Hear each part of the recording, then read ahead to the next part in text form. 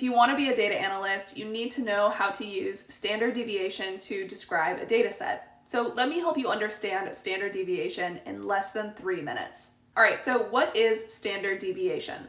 Standard deviation is just a metric to measure how much your data points differ or deviate from the mean. So if your standard deviation is small, it means that your data points are all pretty close to the mean or the average of the data set.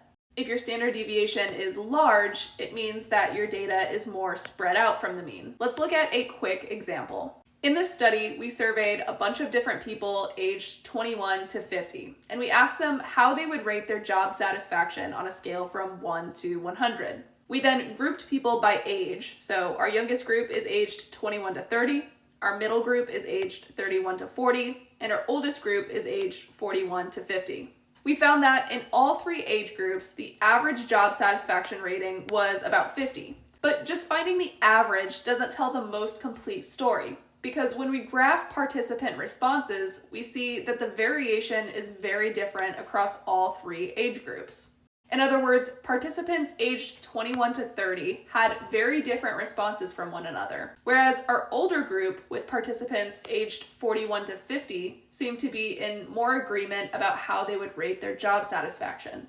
Our data points are much more clustered around the mean of 50. So we calculated the standard deviation of each age group to help us quantify how much the data in each group differs from the mean. Based on these standard deviations, we can conclude that although all age groups reported the same average job satisfaction score of 50, the youngest group showed the greatest variability in responses, while the oldest group reported the most consistent levels of job satisfaction.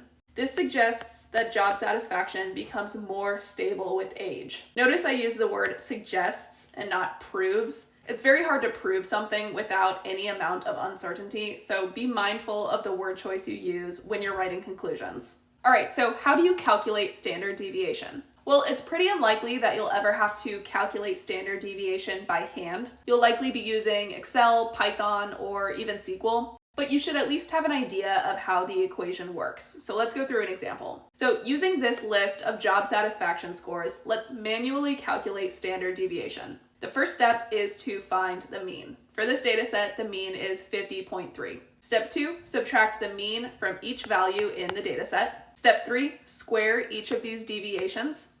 Step 4, find the sum of the squared deviations. Step 5, divide the sum by n minus 1.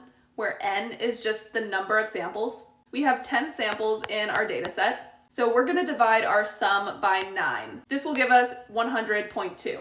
And step 6, take the square root of the result. So our standard deviation for this data set is about 10. Lastly, I wanted to provide you with the code needed to calculate standard deviation in Excel, SQL, and Python. In Excel, you have 2 options. You can calculate standard deviation for a sample, or you can calculate standard deviation for a population. Use this sample calculation if your data is a subset of an entire group, like a randomly selected group of people aged 21 to 30. Use the population calculation if you surveyed the entire population. So if you somehow managed to survey every single person on Earth aged 21 to 30, you would use the population standard deviation. In SQL, the syntax varies a bit depending on which database you're using. And in Python, NumPy has a standard deviation tool that you can use to quickly calculate standard deviation. You can screenshot this code or access it for free with the link in my bio. I hope this helped and follow for more.